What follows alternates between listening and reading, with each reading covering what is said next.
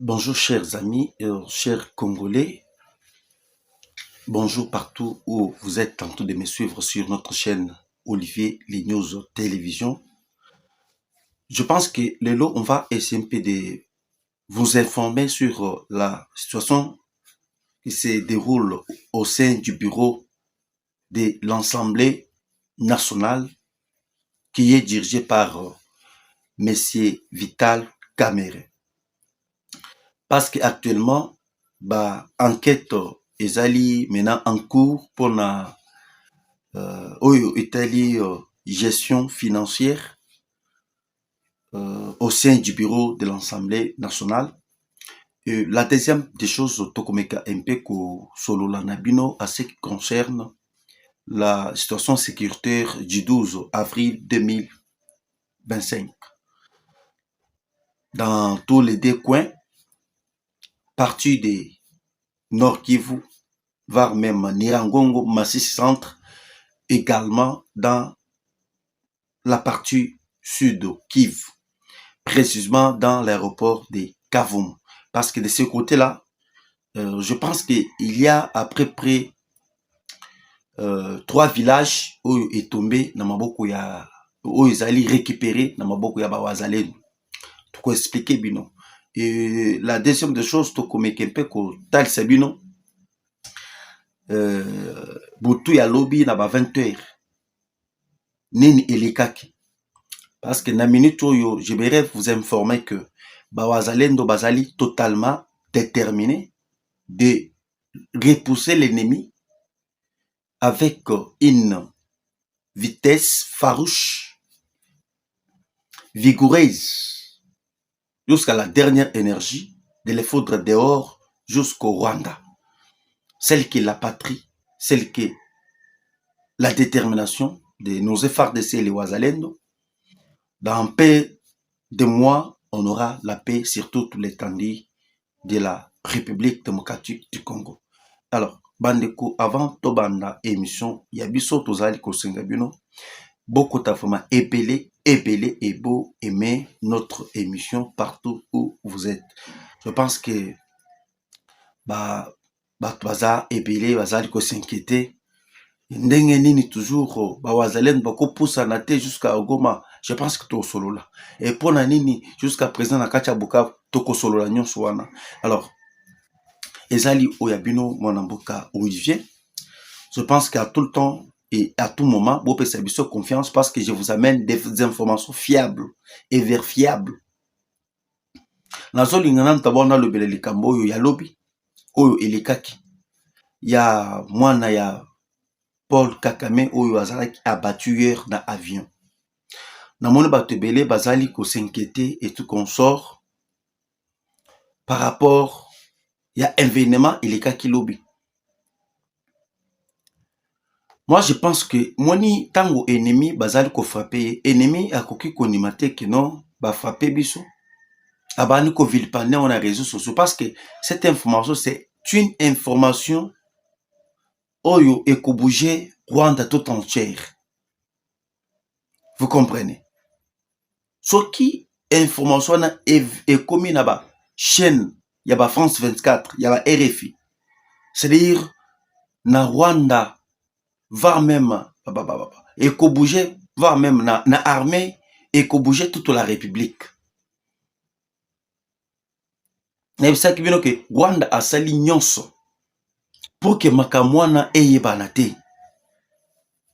Il a fait tout pour na étouffer cette information. Et jusqu'à ce que baye kolokota mwana wana baye kubimisa ye na kacha terre sol congolais bakotisi na kacha Rwanda. Sans que ba service mususu eyeba. Parce que ce qui est lingaki eyebana, c'est plusieurs chaînes au monde devraient en parler. Nayebisaki bino voire même lobby ba Rwandais oyo ebele bakufaki. Est-ce que bino boyoki ba chaîne ebele ya Rwanda lobeli yango? Ezali chaîne oyo ya biso nde lobeli yango?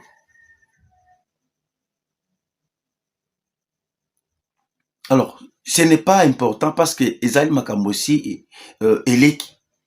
J'aimerais peu koyebisa bato oyo balandaka. Parce que Moi, je comprends maintenant le fonctionnement ya ba Congolais.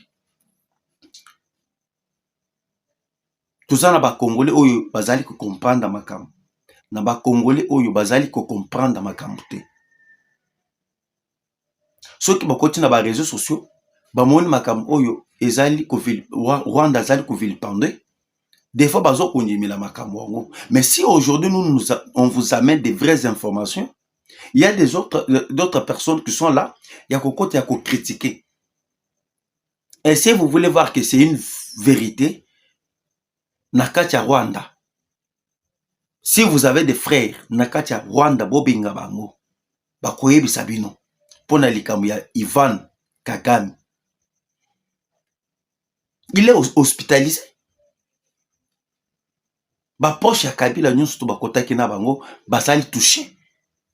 Bao bayaki na délégation. Avant que M. Joseph Kabila aya. N'a pas bino que Kabila azali cousin. Il y a M. Joseph Kabila. Il y a M. Cornen, M. Paul Kagame. Kabila azali cousin na bango. Bazali na ba relation. Ba komisaki sous région ya Grand Lac. Museveni azali na relation familiale avec Kagame. Kabila azali na relation familiale avec M. Paul Kagame. Sous région qui dirigée par lui. Alors, tout le monde répond à Makambo Oyo Finance au sein du bureau de l'Assemblée nationale. Namini Choboy déjà que les enquêtes sont en cours. Le bureau de l'Assemblée nationale va désigner une commission ad hoc. Une commission ad hoc. Avec cette commission ad hoc, ça pour un objectif, il y a qu'à vérifier par rapport à dépenses et salemi au sein du bureau de l'Assemblée nationale.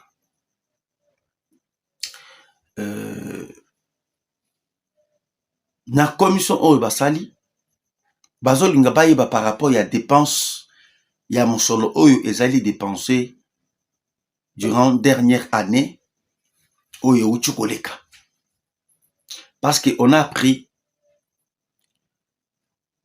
ba dépenser mbongo oyo ezalaki prévu mais eleki sur 60% oyo mbongo oyo ebimaki. On a trouvé que il y a 20% oyo ezalaki dépensé mais 40% ebungi.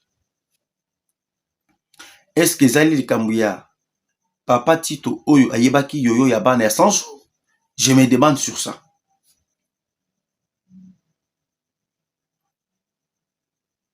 Et lorsque bakosa la enquête, va trouver que mbongo elimwe 40% qui va justifier encore par rapport il y a dépenses à 40% au elimwe kakaboy au sein il y a bureau et assemblée nationale où basali ba dépenses ba déborder. Je pense que celui qui sera à la tête, il y a présidence, il y a assemblée nationale va répondre. Et celui qui est questeur au sein de l'Assemblée nationale, j'espère bien qu'il va aussi répondre sur ses actes. Moi, je ne comprends pas ba Congolais bazali na mawate. Ba Congolais bazali na mawate. Bazali koyiba, c'est comme si bazali na compétition. Et bozali kotala pe état ya mboka te, na ndenge bozali koyiba musolo ya l'état. Je vous confirme qu'il y a des millions et des millions oyo ezali détournés au sein ya bureau et assemblée nationale. Et lorsque nous parlons du bureau, nous voyons à la tête le président de l'Assemblée nationale qui est M. Vital Kamerhe. Le premier vice-président, nous voyons M. Jean-Claude Tshilombayi. Le deuxième vice-président, nous avons M. Mbosso Kodja. le rapporteur, nous voyons la tante de M. Moïse Katumbi, qui est rapporteur. Munongo. Oyo alobaki dernièrement que Baluba batondi ebele na Lubumbashi et Baluba bazali kolia moi partout. Il est aussi au sein du bureau de l'Assemblée nationale. Soit disant attente il y a M. Moïse Katumbi.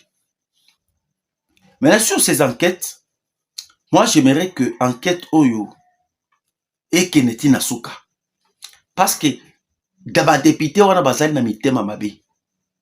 Dernièrement, le président Tshisekedi avait demandé à tous les députés au sein de l'Assemblée nationale yako réduire musolo na bango pour que bakata musolo na bango bakisela ba militaire oyo bazali kobunda na front. Aucun député avait accepté pour que bakata ye mbongo.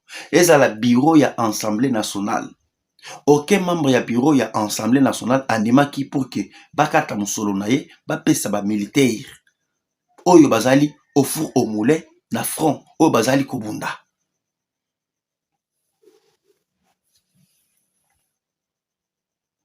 C'est monsieur là ko changer bizalelité. Papa Tito a koki ko changer bizalelité ata mokolo moko. Nous avons perdu l'argent de 100 jours et jusqu'à présent ba enquête seulement tout le monde a solution. Et cette fois-ci il doit répondre à ses actes. Ba Congolais bazali ko souffrir. Tozali na nzela te. Bamai également tozali na yango te, tozali na courant te. Le projet à Shit Katen des alliés en cours. Ce qui bakamati mbongo wana bapesi na projet ya Shit Katen. Ça devrait avancer. Et ça pour la contribution mboka. Mais vous voulez toujours faire agenouiller le pays. Mboka ezali ka ba détournement na ba détournement. Et tant bino bozali koyiba. Bazo mona bino te bazali komona ne tata mokoza mboka. Ba uzo tanga nde celui qui est responsable ya régime.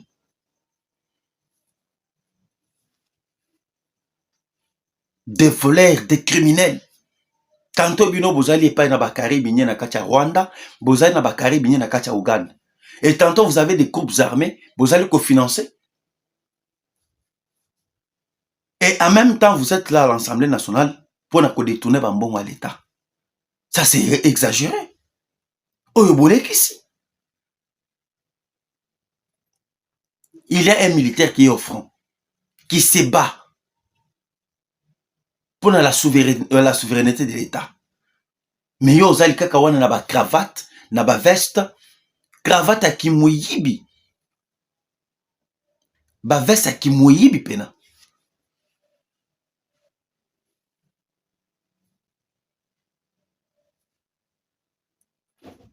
Moi je demande que na commission ya ad hoc oyo ba mettre au sein ya Assemblée nationale et qui n'est na musala oyo jusqu'au bout. Et on aura aussi appris que ba député bazali ko futa mape na retard. Et na minute oyo Assemblée nationale les ali ko se jeter. Ba député bazali ko se jeter. Tandis que congé parlementaire na bango est scellé déjà le 15 mars. Mais on se retrouve bazali ko se jeter na kati ya Assemblée nationale muke. Basali moi commission ya ba député bazali ko siéger au sein ya Assemblée nationale. Maintenant le reste ici les députés musala na bango zali musalani. Peuple a voté ki bango pour na kolobela bango au sein ya Assemblée nationale. Mais pourquoi bazali ko siéger? Mais ils sont payés pour ça.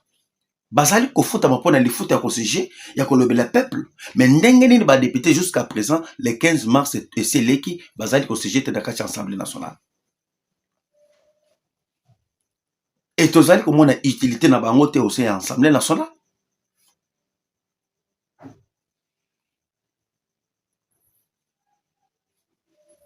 Nous attendons les enquêtes. Pas ça. Comment se fait-il? Bon, il y a 60%. Il y a pauvre peuple congolais. 40% est limoué Kakaboy. Je vous parle que ils ont des millions et des millions et bimi. Yango to bisaki bino que caméra bana ko sala jemoko ya ba malin. Lorsque azali na moni que non ba millions eza wana il faut pas déplacer yango. Il prend Jean-Claude Tshilombai, atindi na otobengi na mission. Et lorsque Jean-Claude Tshilombai est son premier vice-président de l'Assemblée nationale, Abimi a na mission et il va profiter à détourner. Ah, parce qu'il y a le bar toujours que nous on a déplacé. Dernièrement, il y avait des révélations. Oh, Bouchou aussi Assemblée nationale. Mbongo ebimi ebeli na ba malette. Mutuka ya Kamer ekotaki na kati ya Assemblée nationale à partir ya ba 1 heure. 1 heure et mbongo ezali kobima na ba malette. Na ba sac. Ezokota na kati ya mutuka ya Vital Kamer. Nous n'avons pas, on n'a pas lutté pour la anti-valeur. Nous avons lutté pour les valeurs. Et nous avons lutté pour un vrai état de droit. Parce que notre pouvoir, ce n'est pas le pouvoir des voleurs, ce n'est pas le pouvoir des escrocs. Et notre pouvoir, c'est un pouvoir des valeurs et non pas les anti-valeurs. Nalitu oyo Tshisekedi ya Mulumba. Oya akufi amonela yango te alite pour la valeur et lelo bozali kolinga bo indiscréditer l'image na ye oya bitumba ya 32 ans nga nazali komituna le président Tshisekedi kamera yango olingile ndenge nini ata balingaka mutu ce n'est pas de cette manière.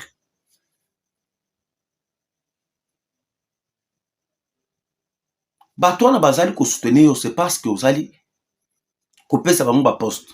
Kameka kaka kamera wana alongo. Au moins maintenant que Kamere n'a jamais aimé le président Tshisekedi. Ata babati nyonso wana ozali komonana. Bazali kolakisa bolingo parce que bazali ko profiter ba poste. Bazali kolinga le président Tshisekedi na profit ya ba poste. En réalité balingi ete. Soki bango ke balinga ki le président Tshisekedi. Lorsque koma ekwei Bukavu ekwei, nini bango basali ya ko sensibiliser peuple. Kamere tozo kende na bino musika te.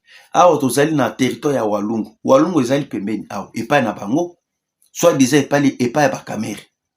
Walungu ezali wana. Est-ce que aussi omona Kamere ake na territoire ya Walungu? Akende ko sensibiliser peuple contre l'agression rwandaise. Botika koko sakabato. Vous êtes avec le président Tshisekedi. Le président a pesibino ba poste ministériel. Le président a pesibino ba mandataire. A pesibino ba député. A pesibino ba sénateur. A pesibino na ba PCA. Mais en retour, bino bozali ko sala ligne et lo kozali ko lakise que non, vous êtes en train d'aider le président Tshisekedi. Ezali kaka toujours mwana mboka Jean-Pierre Memba ye moko azali ko mata kokita. Akei na Kisangani mabe. Akei na Bunya mabe. Mais vous êtes là au sein de l'Assemblée nationale, soit disant que azali bozali ba partenaire ya président Tshisekedi.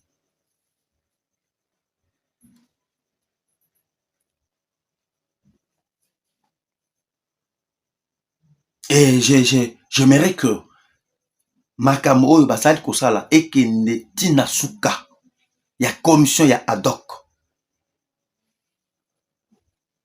On veut voir la vérité sur cette somme d'argent oyo ebungi na kati ya Assemblée nationale. Depuis bino bokota na kati ya Assemblée nationale, est-ce que bosi bo voter ata loi moko oyo ezali na avantage ya peuple?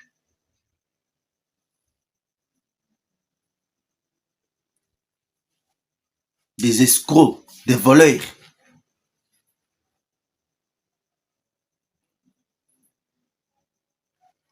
Alors parlons maintenant sur la situation sécuritaire qui prévaut dans la partie est de la RDC, parce qu'actuellement, dans la soirée du samedi 12 avril 2025, les voyants Wazalendo ont libéré 6 villages dans la province du Sud, Kivu, précisément dans Kabare. Kabare, nous avons 6 villages ont été récupérés vers Dirambi et aussi dans les environs aussi de Katana. Il y a beaucoup de villages qui ont été libérés par les Wazalendo. Et tu sais que lorsque chaque fois tant que tu as que non, Bukavu est encerclé. Goma ezali encerclé. Ezali par rapport à ba village stratégique. Il y a entrée, na sortie. Est-ce que bino bozalaki sûr que ba wazalène ba kokota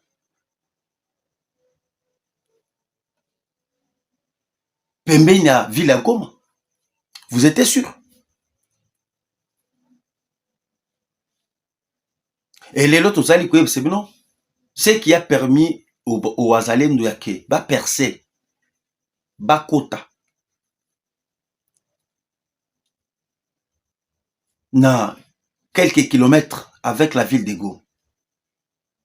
Ezali d'abord la récupération de Numbi. Numbi ezalaki ville moko stratégique oyo qui a permis au wazalendo bakoka kokota vers parce que à partir de Numbi c'est la route qui va nous amener vers Minova vers même Sake. Vous comprenez? Lorsque vous avez accès ya kokota Numbi, ba wazalendo ba se positionnaki déjà na Numbi. Et lorsque attention ya ennemi est saturé vers Sake et Minova, Baké ko renforcer plusieurs militaires M23 na Sake et Minova. Maintenant, en oubliant que Nirangongo fait partie aussi territoire stratégique de nos FARDC et les Wazalendo. Et on moni à partir à Nirangongo. Ba Wazalendo ba ko attaquer bango vers partie nord. Parce que Nanumbi ezali partie ouest de la ville de Goma. Nirangongo ezali partie nord ya ville ya Goma.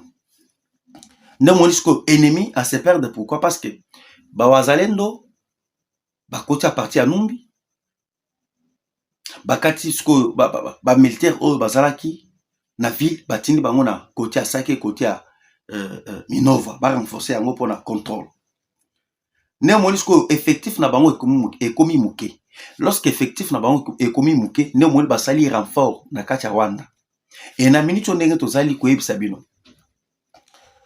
Les Wazalendo sont en train d'avancer. Lobi pe na 20h, Masasi elelaki na commune ya Karisimbi. Karisimbi ezali commune ya ville ya Goma.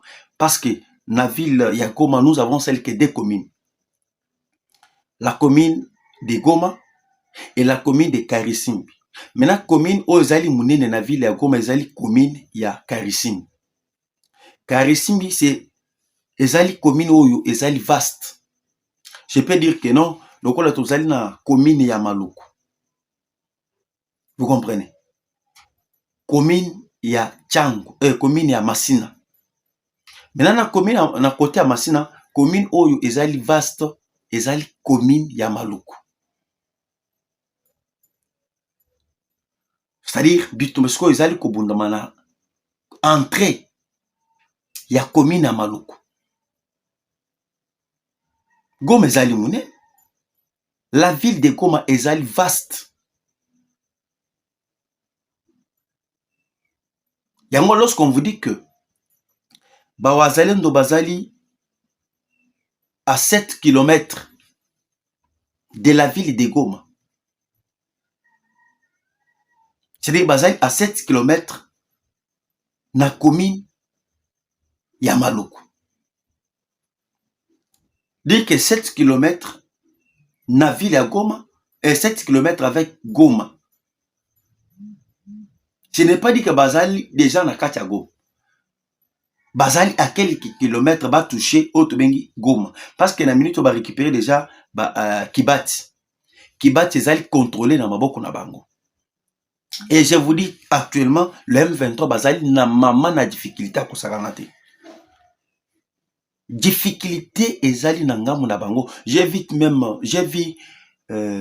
Rwanda abandi ko kamata pe na ba policiers prisonniers des militaires prisonniers et les policiers prisonniers oyo bazalaki arrêté na mboka na bango, condamné na kati ya Rwanda, babandi kokamata bango par rapport à effectif na bango militaire ezali muke, bakomo kotindika bango na ville ya Goma pour que bango bakende kobunda. L'ennemi a commis dans la souka parce que na minute oyo déjà ravitaillement oyo babandaki kozwa sur le plan international et pas partenaire na bango ezali koya lisusu te. Aujourd'hui, je vous dis que M. Willy Ngoma akangi monoko na ye azali koloba te. Nanga également. Parce que ceux qui bomona que lorsque bazala qui na soutien sur le plan extérieur, bazali ko sala ba vidéo, bazali ko se battre ko récupérer ba ville des villes. Ba cité na ba localité, bazali ko boto la ndenge bali. Lelo je vous parle na côté ya Sud Kivu, Kleboa, Nyantene, depuis te récupérer Nyantene, personne ne vous parle. Depuis te récupérer Nyangenzi, personne ne vous parle. Et moi, j'aimerais que lorsque tu allez récupérer, on doit aussi quand même remercier le chef de l'État. Lorsque tu allez perdre, c'est présent Tshisekedi. Et lorsque tu allez récupérer, personne ne vous parle.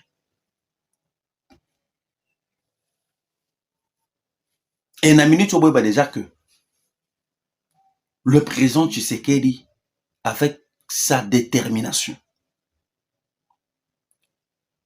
na ebisi bino ke bitumba oyo bokomona yango te aux jours à venir.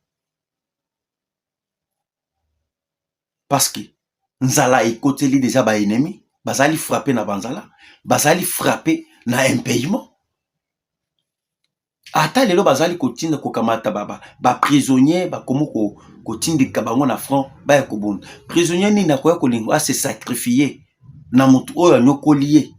Prisonnier nini akoki kolinga se sacrifier na mutu oyo akanga ye asala boloko pona pôle criminel.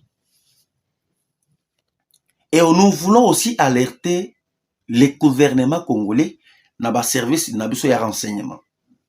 Parce que na minute oyo ndenge tozali koyebisa bino, le Rwanda cherche à jouer avec un jeu de l'ennemi. Et le Rwanda cherche à jouer un jeu comment nous salir. Comment ba pesa bango raison na kati ya Conseil de sécurité des Nations Unies. Parce que na minute oyo bayebi que ça tourne mal et pas na bango. Bazali ko monter stratégie ya ko recruter des bataillons. Ya ba militaires rwandais balakisa bango ba tenue militaire oyo ya biso. Et lorsque bazali ko lakisa bango ba tenue militaire ya FARDC avec seul objectif ya que babanda ko boma ba congolais. Et lorsque bazali ko boma ba congolais baloba que non ezali ba congolais ba militaire congolais nde bazali ko boma ba congolais. Pour que bazwa mena raison, bazwa mena soubassement juridique au sein ya Conseil de sécurité des Nations Unies, babanda ko détruire oyo ya biso oyo tozali kosala. Comme il est fragilisé sur le plan diplomatique.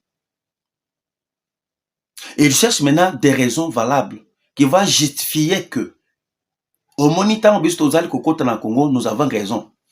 Bazali ko exterminer tribu ya ba tout rwandais ou bazali na sol congolais. C'est ça maintenant l'objectif. Azol ko kosala méthode ou alingi asala.